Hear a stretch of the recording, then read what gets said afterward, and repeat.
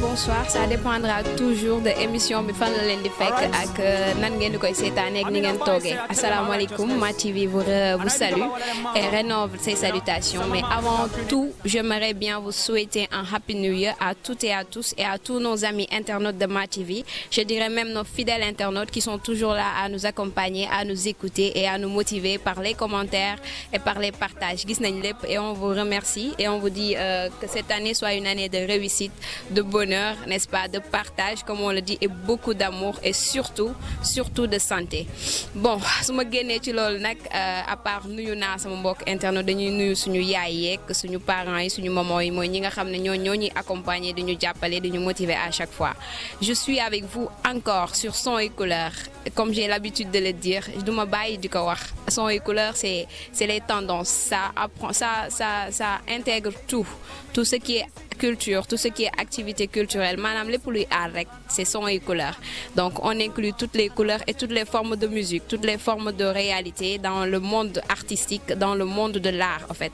Tey nag ma am mbégte ak contenté toog ak ki nga xam ne Machallah, il fait ses preuves dans son domaine avec son propre style à lui-même. Donc c'est un ami, c'est un frère et je pense que c'est quelqu'un qui aime bien ce qu'il fait. Notre jeune ami Baye Seye. Salam alaikum. Maaleykum salaam Sister Sidia.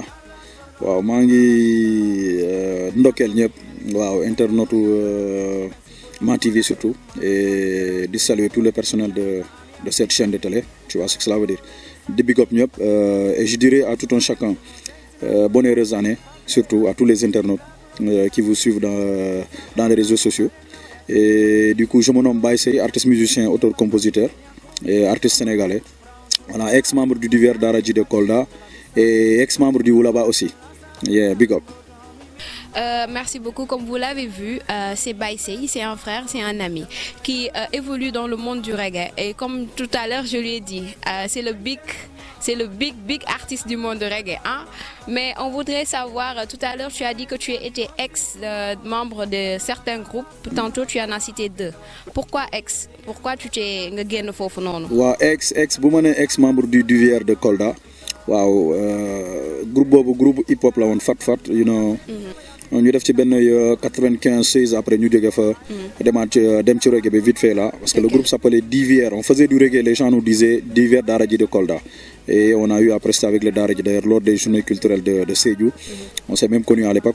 Donc du coup j'étais dans ce groupe mais groupe bi presque ñun ñu ci bëri reggae lañ doon gën a déglu parce que suñu secondaire bi yëpp ay 87 ba 92 13 yooyu yëpp te reggae lañ doon déglu quoi.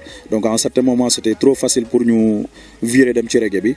J'étais ex-membre de je suis ex-membre de ce groupe. Le groupe s'appelait Divers de Kolda et par la suite après mouvement hip-hop bi à un certain moment je me suis rendu en Gambie pour des études et bi ma ñëwaatee j'ai intégré le Oulaba Sound et du coup maa ngi big up les éléments du Oulaba moo taxoon ma ne la ex-membre du Oulaba aussi. Voilà, c'est un tout petit peu ça quoi. Okay. Wow. Mais d'après mes renseignements, c'est en 2006 que tu t'es rendu à Gambie. Non, avant 2006, Donc, je me suis rendu en Gambie. Bien avant. C'est en 2006 que je suis revenu complètement. Je suis ñibbisi. Mais bien avant la dem Gambie, bien avant. Waaw, yàgg naa fa nag. J'aimerais bien que tu expliques suñu mbokk internautes yi pourquoi cette mutation jóge ci hip-hop dem ci reggae alors qu'au début je pense que tu as été une fois présentateur d'une émission de hip-hop. Donc pourquoi mutation boobu noonu? Waaw xam nga kii di hip-hop et cette personne fait allusion au reggae parce que le reggae boo seetee c'est la musique mère. À part ay rock, à part ay jazz, comprendre nga, à part ay gospel, tu vois, reggae du tey quoi. Du tey. te musique boobu dafa bëri ay façades.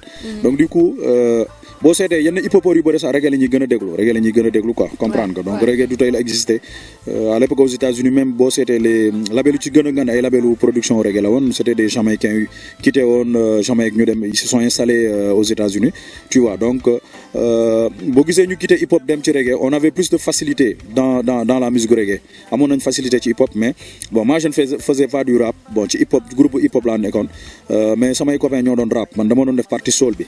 Et comme man maa doon assuré partie soul bi ak un élément Pape Demba Sissoko moom ak présentement il est en France def na fa 15 à 20 ans comprendre nga.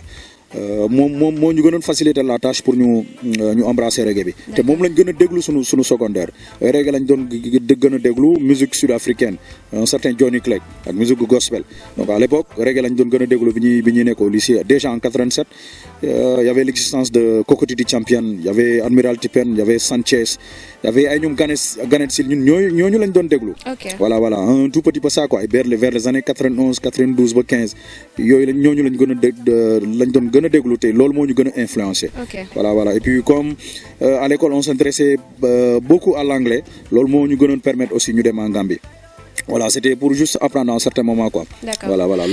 Avant ñu dugg ci ce milieu sur li nga xam ne sur ce que tu évolues qui est le reggae, j'aimerais bien en tant qu'ancien animateur du rap nous parler un peu du hip-hop. Qu'est-ce que tu en penses ak lan nga ci jot a gis lan nga ci jot a discover ak lan mooy sa xalaat ci hip-hop. waaw li ma gën a discover ci hip-hop musique la bi nga xamante ne c'est une musique qui est de taille musique la bi nga xamante ne musique bu rëy la.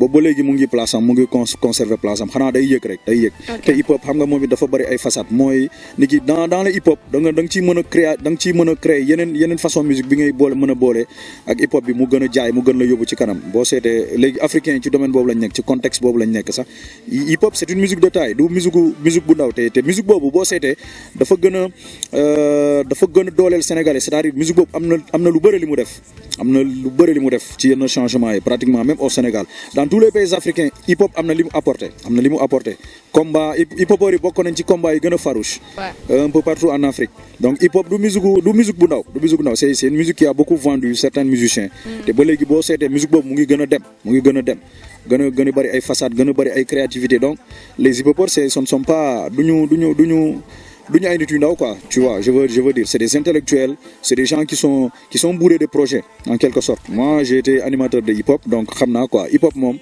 waaw c'est musique bu mag la quoi waaw il faut le dire haut et fort waaw donc je suis dans le reggae. je vais saluer ça quoi waaw.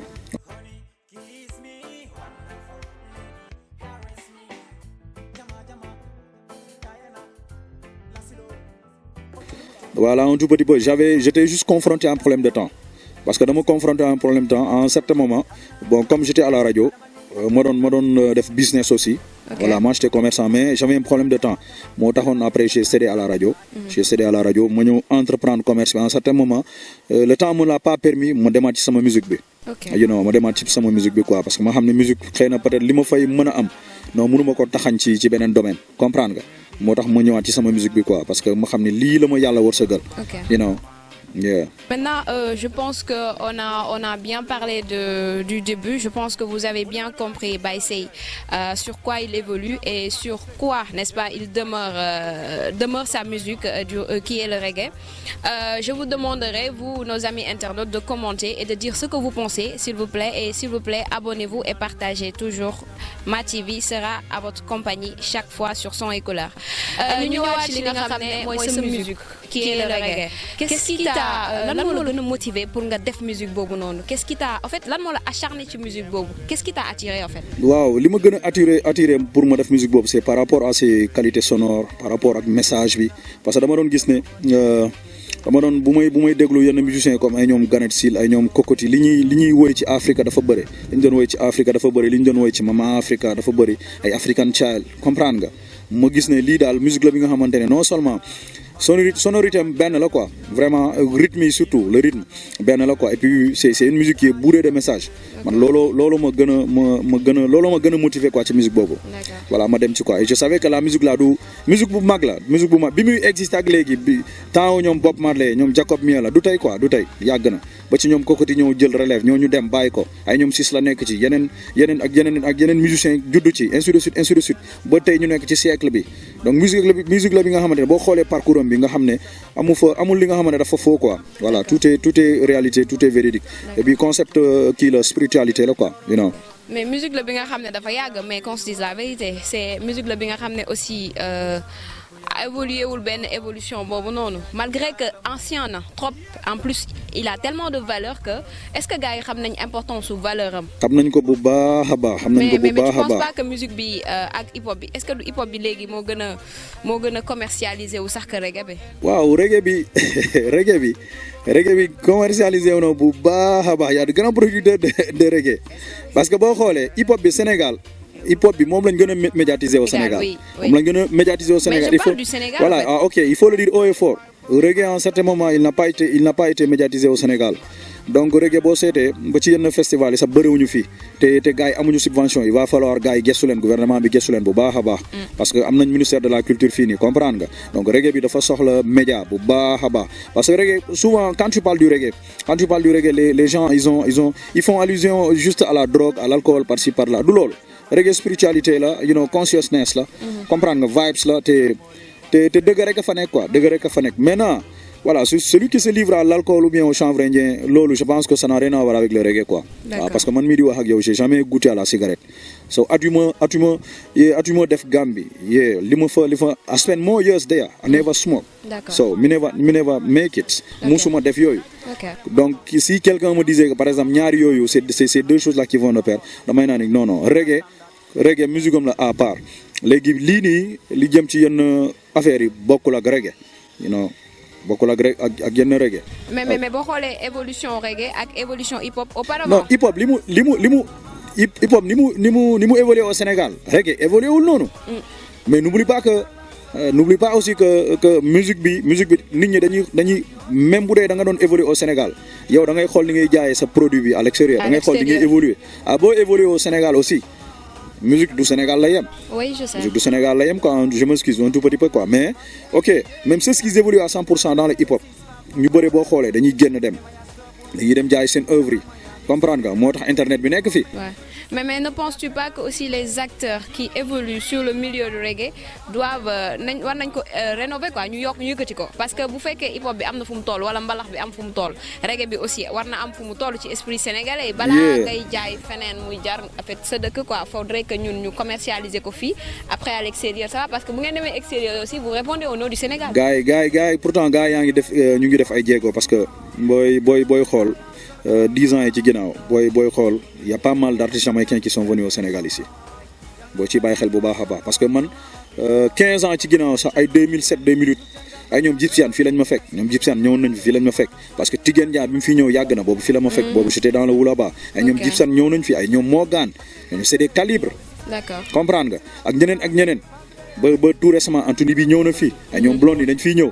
ñii c'est de grands acteurs culturels quoi comprendre nga reggae dafa am fi mu toll mais dëkk boo dem rek am na réalité fii dafa am nit ñi les gens dafa am ni ñi téye mouvement reggae bi dafa am niñ ko dañ c'est comme si dañ ko xaw a sikkal c'est pas parce que la personne touche day laal ay ganja wala alcool ngay sikkal reggae déedéet y a plein de reggae man qui sont lucides qui sont corrects et c'est des intellectuels il faut le dire haut et fort maintenant mooy comme li ma la doon wax ca njëlbeen celui qui touche de la drogue ok man du ma ci sori du ma la condamner du ma la blâmer so understand nga ba dama xam ni loolu gisewul ak reggae te reggae man c'est des gens qui sont conscients c'est des gens qui ont beaucoup conscientisé les jeunes dañu yàgg conscientiser jeunes yi bu dee yaa ngi déglu seen musique yi si tu écoutes la plupart de leur musique en anglais soit en patois comprendre nga dañuy gën a conscientiser nit ñi moo gën a bëri comprendre nga li ñuy def ci ay message moo gën a bëri maintenant comme li ma la wax rek il va falloir gars yi ñu gën a doubler d'effort gars yi di xam nga ay festival reggae di gën a am gars yi di gën a conscientiser nit ñi ok tu me diras que bon je ne dirais pas que par exemple boo amee benn festival reggae wala benn sound system que les gens ne vont pas toucher yenn produits yooyu du ma ci sori quoi du ma ci aborder quoi comprendre nga parce que nit ñi dañoo am seen mode de vie aussi il faut pas que boo dul def benn affaire il faut pas aussi que nga leen di critiquer quoi comprendre nga voilà mais je pense que reggae bi daal reggae baa ngi dem waaw booy def concert tu sens nettement mu ngi dem gaa ngi ñëw les gens quittent Jamaïque ay xam nga gaa ngi quitté yenn dëkk yu gën a sori ñu ngi ñëw au Sénégal par exemple fii ni ñuy gisee reggae bi ak chez les dans les pays anglophones ni ñuy gisee reggae bi ça fait deux ñooñu foofu dañ ko xam dañ ko xam quoi comprendre et Sénégal y a des connaisseurs de reggae qui sont là ay ñoom Dret Amala Doucouré bëri nañ fi y a pas mal de reggae man qui sont là de bons reggae man des gens qui chantent bien de bons orchestres qui jouent des live ay live band ñu xam reggae comprendre c'est des gens qui sont corrects y a des musiciens qui sont corrects comme y a des mélomanes qui sont corrects donc comprendre nga donc booy wax xam nga doo blâmer ñëpp voilà je n'ai rien contre les mélomanes contre les musiciens de reggae ñu ngi def seen i liggéey voilà ñu ngi def seen liggéey ku ci nekk xam nga nit boo gis rek day nekk ci ay activité am yeah man.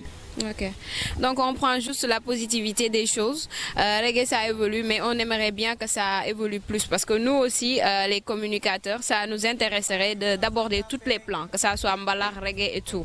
Mais bon, on a vu que de par ton évolution, remarquez que tu as fait beaucoup de voyages, après. Mais parle-nous de Africa, ton premier album, qui a fait 14 titres si je me trompe. Africa, c'est un album de 13 titres.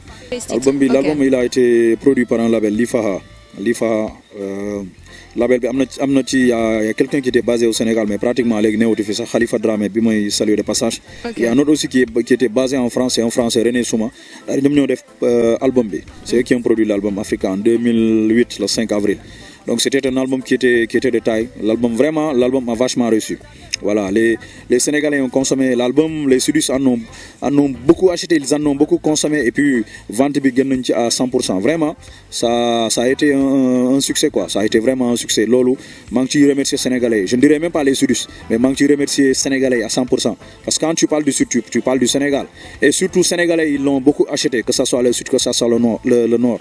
Gars, jënd nañ album bi, ils en ont beaucoup consommé quoi. Vraiment, l'album était de taille et la promotion était de taille en 100%.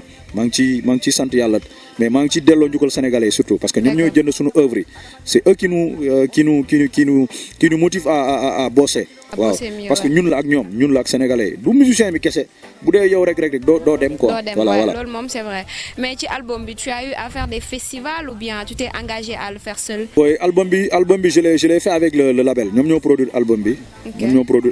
C'est-à-dire album boobu sax waruloon génn c'est-à-dire beneen album moo waroon génn. C'était un autre album qui devait sortir mais malheureusement j'ai été exposé à des cas de pirates. Parce que je suis retourné en 2006 en Casamance, je me quitté là-bas. Je suis allé pour la promotion d'ailleurs, je suis pas quitté, je suis allé pour la promotion. Et promotion elle était vraiment vachement de taille parce que Casamance fourré la quoi. Waaw zone bu ngande la nak zone bi yaatu na trop. Waaw Sénégalais xam nañ ci dara. Comprendre. Donc la promotion elle a été de taille. Mais j'étais victime de pirates. Moi à certain moment j'étais obligé de laisser tomber cet album. Ma defaat Africa bi. Mais son yu ma yóbbu woon pour album bi pour la quasi-totalité des œuvres ont été piratées faute de négligence quoi comprendre nga. Voilà il a fallu ma gën a doubler waat effort ma ñëw liggéey ak label boobu et ils étaient obligés de produire l'album. Voilà notre album mais sinon Africa boobu moo waroon nekk deuxième album bi. Waaw mais sant yàlla bu baax a baax. ñu gis ni ci sa évolution tu as fait beaucoup de migration sur côté label tantôt tu es avec ce label tantôt tu es avec d'autres labels qu'est-ce qui explique ça. waaw léegi nga nekk ci benn label nekk fa liggéey ak label bi quoi parce que musique loolu ngay gën a ñaan yàlla. waaw su ma par exemple bu ma jaaree ci chaîne télé bi jóge fa demaat ci beneen chaîne. Faut pas mu nekk benn kii bi rek benn voilà je veux pas être constant quoi te damay gis ne souvent damay yàlla daf may defal lu gën quoi damay nekk ci label bi liggéey comprendre nga ma liggéey ak label boobu ma gisaat beneen label bi nga xamante ne soxla na ma moo tax label souvent les musiciens duñ ci bëgg a signer lu bëre comprendre nga da lay mën a permettre nga demaat ci beneen label bi léegi damay jóg nekk ci label bi liggéey bu ma jógee ci label boobu demaat ci beneen label mais su may tàggoo ak label boobu damay tàggoo ak label bi ci ay conditions yu normal quoi damay tàggoo ak ñoom ci jàmm quoi parce que à tout moment mën nañ ma soxla comme à tout moment mën naa leen soxla quoi comprendre nga parce que la vie c'est vrai qu'elle est longue mais tantôt elle est courte quoi. Voilà label yi tamit maa ngi leen di big up waaw jaar naa ci ay label yu bëri moom waaw. Donc label yi nga jot a jaar yëpp vous êtes en bon terme. Nous sommes en bon terme c'est mes amis c'est mes frères nous sommes en bon terme. Waaw am na ci label yi am na ci benn label bi ma jaar ñooñu ce ne sont pas des Sénégalais waaw ñooñu c'est des Américains mais nous sommes en bon terme maa ngi leen di shout out you know c'est mes amis c'est mes frères aussi waaw sant yàlla bu baax a baax waaw. En tant qu'artiste, tu penses pas qu'il est temps, avec le staff qui t'entoure, de créer ton propre label? Voilà, tu n'y penses pas? Non, mais tu l'as dit parce que là, je travaille avec DJ Ron, je travaille avec Papis Diarra, mais je travaille aussi avec Freeman Zion. Parce que le label du problème 100 à 1000 personnes. voilà label da ngay soxla ay bosseurs il faut avoir des bosseurs des gens qui des gens qui connaissent le trio gis nga seen trio bi bëriwu leen donc bu dee label bi mel na nii rek du am benn brouhaha ça du am jaxasoo quoi voilà moi j'avais dama amoon benn label bi nga xamante ne bi ma doon liggéeyal en 2008 2007 2008 mais il y avait trop de mecs il y avait trop de monde bëriwoon nañ mais ay c'était des bosseurs ay liggéeykat lañ nag vraiment c'était mes petits frères samay boy lañ woon ñii samay cousines lañ ñii samay sœurs lañ vraiment def amul lu ñu deful quoi ils ont tout fait pour moi maa ngi leen di delloo njukkal aussi mais là dama entreprendre juste j'ai pris les choses en main donc je préfère bosser avec ces gens là et du coup je suis avec un frère Hassoum bi may big up aussi voilà parce que man sama label bëriwuñu quoi bëriwuñu là du coup waaw bëriwuñu. mais label bi nu mu tudd wala amagul nom. le label s'appelle Wandifin ça s'appelle Wandifin. Wandifin en mandingue qui signifie la chose d'autrui. La chose d'autrui voilà label bi waaw. Voilà. Pourquoi la chose d'autrui? Voilà waaw la chose d'autrui c'est-à-dire que yëfu jàmbur daal yëfu jàmbur waaw. Pourquoi yëfu jàmbur man kay xam naa chose d'autrui mooy suñu yëf à nous mais dama booy quand tu fais un constat dama nekk ci sens figuré bi. voilà moo tax ma ne la Wandifin chose d'autrui xam nga mënoon naa ne sama yëf voilà. mais su ma nee Wandifin donc ku nekk am na ci wàllam. yeah man. d'accord yeah toi tu as compris. ouais je vois bien donc ku nekk am na ci wàllam ci chose d'autrui donc je vous donne rendez-vous sur chose d'autrui je pense que ils vont nous préparer des trucs yi nga xam ne yeneen ab bagage lay doon yu machallah yi nga xam ne ça va nous attirer nous ou bien vous les amis internautes qui ne suivent pas le reggae d'aller vers mais ñu bëggoon xam exactement gis nañu tu as fait un autre album. Avec beneen label je pense que c'est ça même ab label bi nga defee beneen album. waaw 2010 bi. waaw def naa beneen label beneen album ak beneen label Cross Culture Record Label. ils sont basés juste aux États-Unis là en Philadelphie. ok voilà. succès wu deuxième album bi pourquoi deuxième album bi. waaw deuxième album bi parce que à un certain moment parce que musique doo ko bëgg a focaliser ci benn I don't know so ci benn concept. so boo bu dee mën nga xam nga la tu fais un album de taille. mu jaay ok 4 ans après mën nga defaat beneen album bu dee liggéeykat nga. bu dee liggéeykat parce que le temps presque et puis temps bi xaarul kenn. temps bi du xaar nit quoi temps bi du xaar nit vraiment. waaw il était temps que ma réaliser beneen album juste en 2010 voilà comme mënoon naa ko def moo tax ma def ko quoi. parce que booy xool temps yooyu ay album la gars yi doon gën a génnee quoi mais léegi là du coup les gens font des mixtapes tu vois. voilà ay IP yooyu la gars yi di def quoi parce que musique dafa évoluer. album juste à l'époque les gens ku ci nekk da nga doon wone sa njàmbaar da nga doon wone li nga mën a capable quoi parce que album c'est ça tourne autour de 13 à 14 sons c'est pas facile. comprendre nga. donc comme mënoon naa ko def rek j'étais obligé de le faire et puis je pense que liggéey boobu boo defee 20 demee war nga mën a defaat 30 ainsi de suite 40 tu vois. voilà et puis loolu ça fait partie de la biographie de l'artiste aussi quoi. waaw day marqué quoi. ouais parlant de biographie de l'artiste on voit que ku sopp ku mel ni man bu la suivre avec abnégation et avec la raison quoi day gis ni tu as fait beaucoup de featuring avec beaucoup d'artistes pourquoi ce vouloir combiner avec d'autres artistes ou bien. waaw combination bi ak yenn artistes yi. link la te combination boobu ngëneel la ci artiste. parce que combination yi ma jot a def li ma jot a def ci ay featuring daaw sax bëri nañ. artistes yooyu ñoo may soxla te artistes yi bu ñu la sa mbokk artistes yi bu ñu la soxlaa rek da nga war a def ak ñoom. parce que yow loolu ngay wut donte ñoom defuñu reggae mais dama leen di fekk ci seen style. ma assurer à 100%. parce que c'est pas parce que reggae ngay def moo tax mënoo def yenn musique yi. comprendre nga donc ku jaar ci reggae. tu n'auras pas doo am benn problème ci yenn musique yi. comprendre nga parce que reggae c'est juste que c'est pas une musique qui est facile aussi. voilà boo assurer quand tu assures ci reggae mën nga assurer ci yenn musique yi. donc et j'ai du respect pour ces frères là. waaw j'ai du respect pour ces frères artistes ñii hip hop la ñuy def ñii font afrobeat ñii font musique culturelle musique fuladu tu vois ce que cela veut dire. donc s'ils ont besoin de moi bu pacte bi kii rek ok dañuy def featuring bi parce que loolu day gën a lancer artiste bi. day gën a tax ñu xam ne artiste bi du reggae rek la man. parce que doo focaliser wu ci reggae rek tey boo seetee ay ñoom Morgan Heritage di def sound ak ñoom Diamond. ay ñoom Wizkid di def ils font des sons avec de gros calibres aux États-Unis ay ñoom Davido ils font des sons avec des Américains des Jamaïcains.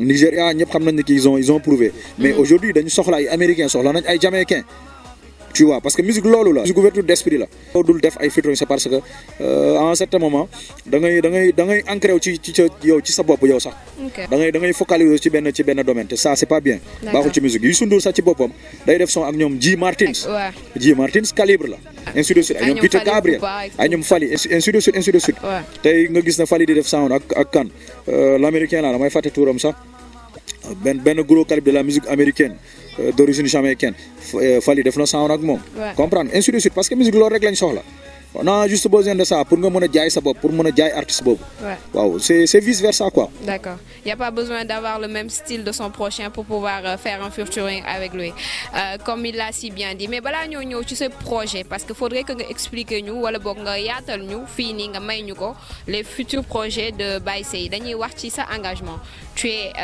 un artiste genre engagé ou bien. waaw je suis un artiste engagé à 100% man moom. waaw li may gën a combattre de plus mooy injustice bi man damay bëgg equal justice waaw injustice dafa bëri dafa bëri Afrique dafa bëri Sénégal waaw man am na li ma dund am na li doomu aadama yi dund man sama boss bi je préfère ma camoufler ko mais am na li gars yi di dund li ma gis naa ci ay cas yi nga xamante ne c'est des cas qui sont un peu choquants quoi par exemple des gens qu'on a inculpés ñu tëj leen comprendre nga fekk ni ki ñoom moom seen i dëgg ils sont même pas fautifs yooyu bëri na dans les prisons des fois nga gis gars yi génn nga seetaan leen télé gars yi di expliquer seen i problème yooyu loolu amul injustice bu ko dax voilà tu vois ce que ça veut dire et tant d'autres choses et boo seetee temps yëpp ñu ngi koy waxtaanee la violence faite aux femmes voilà man je ne suis pas partant loolu injustice la comprendre man li may souhaiter rek mu dax quoi mu dax xam nga gars yi jigéen yi gars yi gën leen fulal gars yi gën leen respecter quoi parce que elle ne mérite même pas ça mérité wuñu loolu comprendre nga. plateau bi nga xam ne macha allah neexoon na ñu bëggoon nga wax ñu c'est quoi ton inspiration après ton engagement. waaw sama inspiration man société bi moom mooy gën a inspiré wu quoi. ok man société bi moom mooy gën a inspiré wu te man sama inspiration moom dafa gaaw c'est trop rapide man société bi moom moo gën a inspiré quoi. D'accord. Voilà j'ai pas un problème d'inspiration léegi nii mën naa fi bind ay juste 16 mesures wala ay 3 couplets de 8 mesures fat mën naa ko def. loolu dama ci am facilité quoi sant naa ko yàlla quoi. voilà loolu dama ci am facilité quoi. parlant de léegi est-ce que mën nga ñu may benn affaire bu ndaw benn brief bu ndaw nii benn nga ca waxal ñu quelque chose de petit nii rek may ñu ko nii en dédicace après nga ñu door a ñëw ci nuyoo yeeg sa ñi ngay nuyu ak ñi ngay remercier tu vois. Regin go san pasero, how are you making for the body lera? Cause he feel the den my friend the number was 0, then my chaplik mizora zaro. Shune shi me mine kalalana, when I become the you from Caneva, when I sita kika kono dala koma caravan says so. 0 Shune mine kalalana, when I become the you from Caneva, when I sita kika kono dala koma Ma TV. Yeah, big up to the guys of Ma TV. Wolia Imperial Majesty King Selassie. I don't know, sister. Yeah, man. Kontaan naa trop, merci beaucoup. Franchement, son plateau mu ngi door a neex nag. Mais bu ñu génnee ci loolu noonu qui souhaiterais-tu remercier saluer mais avant loolu noonu bëggoon nañu nga wax ñu les difficultés que tu as eu à rencontrer sur le milieu. Boy milieu bi dafa bëri difficulté boy. dafa bëri difficulté mais tuuti rek nga ñuy expliquer comme ça ñi bëgg a dugg wala boog ñi dugg ba pare à quoi ils s'attendent. artistes yi ba ci mélomane yi xam nañ boy le monde musical dafa bëri ay difficultés yi daal baal ma bàyyi noonu rek. non mais wax ñu ci tuuti yow yi nga jot a jànkonteel. more madness and more badness in a musical area loolu bul wëri bëri na fa. So I got lot of. So but damay sant yàlla rek. damay sant yàlla quoi difficulté yi daal. waaw li ma ci jànkonteel bëri na sister bëri na trop. D'accord. Mais on voit que tu as un atout parce que tu sais parler beaucoup de langues. D'après mes recherches, tu as su parler français, anglais, mandingue, beaucoup de langues. En fait, atout la ci yow. damay làkk ay làkk yu bëri. Atout la ci yow de. Je parle peul, je parle wolof, je parle mandingue. Je parle anglais, je parle patois, je parle français. Parce que musique moom mooy li ma la doon wax rek ouverture d'esprit la quoi. waaw faaw nga mën a dëgg yu bëri faaw nga mën a dëgg lu bëri quoi surtout reggae bi moom waaw moom it beneen musique la à part quoi tu es obligé de parler certaines langues. waaw parce que tey am na ci yenn langues yi boo ko déggul boo demee ci yenn plateau yi par exemple à l'Occident ay Londres wala ay États-Unis xam nga boo déggul yenn làkk yi donc da ngay xaw a stagné quoi. waaw da ngay am problème quoi donc il faut que mu am benn translator ki koy mën a translate comprendre nga donc et moi je vois que loolu waruma quoi loolu waruma. waaw comme reggae boo xoolee musique la bi nga xamante ne dafa ouverte làkk boo jël rek. làkk boo jël mën nga ko làkk ci reggae quoi. mais anglais bi dafa doon benn làkku base tamit. you know international language la daf lay mën a yóbbu fu ne. so gis nga. d'accord comme que ñu ñuy suivre ce sont des internautes ñu bëggoon a xam si tu as un compte YouTube comme ça suñu mbokk internautes yi ñuy dem di la fa suivre. waaw on a du ma ne benn compte sax du ma ne benn compte bëri la nañ ay compte am na benn compte bi nga xamante ne Freeman Zion moo koy rule. beneen bi am na benn booy bi nekk Gambia moo koy rule beneen bi am na benn booy bu nekk Germany so moo koy rule. waaw bëri lañ ay compte quoi gars yi xam nañ ci dara sax waaw internet yi ñoom xam nañ quoi ñoom buñ ma bëggee check am na fu ñuy mën a dem so they can see you know more things buñ demee ci kii yooyu. D'accord, merci beaucoup Baïsey et l'émission tire à sa fin. Si tu avais le dernier mot ou bien des remerciements à faire. Waaw remerciement bi damay remercier DJ Ron di remercier Papis Diarra remercier Hassoum Tall remercier Freeman Zion donc ñii ñoom ak ngemb fi mu ne nii comprendre nga fu may dem fu ne rek ñoom laay àndal c'est eux qui font tout quoi man je ne fais que ñëw assister comprendre nga ma def émission yi wala programme bi. tu vois ce que cela veut dire te mooy remercier sénégalais surtout parce que Sénégal dafa bëri ay internautes bëri ay auditeurs ay auditrices. donc Sénégal loo fi mën a def lu ne rek sénégalais ñoo ci gën a jàpp quoi you know sénégalais ñoo ci gën a jàpp africains surtout yes maa ngi big up ñëpp yàlla na jàmm yàgg Sénégal you know waaw dund bi gën a yomb. voilà je dirais au président xam nga mu gën a gën ñoo gestu sénégalais yi comprendre nga waaw dund bi bëgg nañ dund bi gën a yomb un tout petit peu aussi waaw mooy loolu vraiment. Y a pas de souci balaa maa wax dara j'aimerais bien aussi nga lancer benn message par rapport aux marches yu am fii parce que tu es citoyen comme tout am nay marches yu nga xam ne jeunes yi ñu ngi koy def des fois ñu may leen autorisation des fois non lépp ci électricité bi qu'est-ce que tu as. waaw marche bi c'est normal parce que marche moom mouvement d'émancipation la loolu c'est normal yooyu am nga droit marcher mais juste avec la manière et je vois que Sénégalais yi dañ nekk en colère mooy li ma la doon wax rek yàlla na jàmm yàgg Sénégal. mais c'est juste que affaire yi dafa tar affaire yi dafa tar Sénégal yow xam nga léegi tout est coûteux. des pas cher quoi muy borom njaboot muy ku amul njaboot on sait que Sénégal maintenant mooy loolu. xam nga xaw na jafe quoi moo tax gars yi nekk ci ay marche gars yi nañ leen bàyyi ñu def seen i marche. c'est normal c'est un mouvement de participation waaw xam nga marche bi ni ñu koy defee nii comme làkkuñu feneen ils n'ont pas cassé de vitres donc marche bi boo gisee c'est pacifique. nañ leen bàyyi ñu def seen i marche. waaw man conseil boobu laa mën a wax quoi te mooy li ma la wax rek waaw président de la République nañu gestu quoi ñun sénégalais yi. voilà xool xam nga li mën a yomb li mën a facile pour dund bi gën a mën a neex quoi parce que les gens souffrent aussi il faut le dire. voilà il faut le dire quoi waaw ñi di marche nag xam nga ils sont sur la bonne voie ñu ngi marche. voilà c'est normal parce que loolu droit la. doomu aadama bu dee gis nga li nga xamante ne métti na la. voilà am nga droit marche.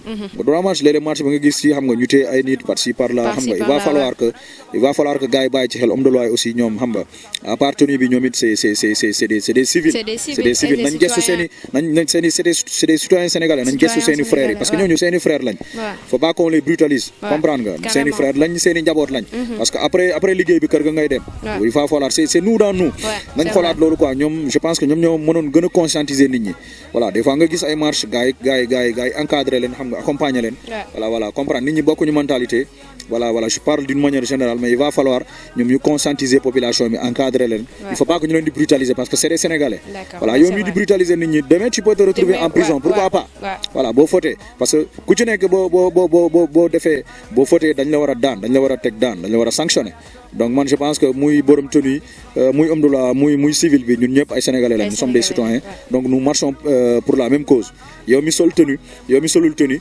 xam nga difficulté bi nekk Sénégal donc c'est le nous dans nous en tout cas man je souhaite que atum 2020 bi nekk atum jàmm yes atum xéwal comprendre nga yàlla Sénégal yàlla musal ñu ci musiba ak seytaane Amiin. voilà tout ce qui est problème tout ce qui est seytaane yàlla nañ ci yàlla musal ko au Sénégal Amiin, parce que amiin. dëgg yu bëri ñoo ko ciblé dëkku exemple la quoi parce que y a pas mal de guides religieux qui sont passés ici donc nañ xalaat loolu quoi comprendre nga nañ xalaat loolu bu baax a baax quoi yàlla na jàmm sàq fi rek waaw Amiin, amiin. moom laay ñaan yàlla quoi Amine, Yeah, merci man. beaucoup. Merci beaucoup à tous nos amis internautes de nous avoir suivis. Merci ñi jël seen temps ak ñi nga xam ne peut-être amuñu temps mais nee naa leen comme que c'est YouTube heure bu ngeen amee temps rek ngeen fekkaat ñu fi. Je vous dis juste merci et bonne et heureuse année. Je réitère mes mots qu'une année de santé, de paix, de prospérité. Na jàmm sax fépp. Merci beaucoup et big up à très bientôt sur Son et Couleur.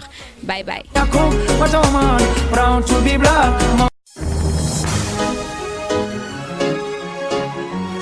Alright. I mean, a boy say I tell them our righteousness. And I big up our... Man, nigga, man.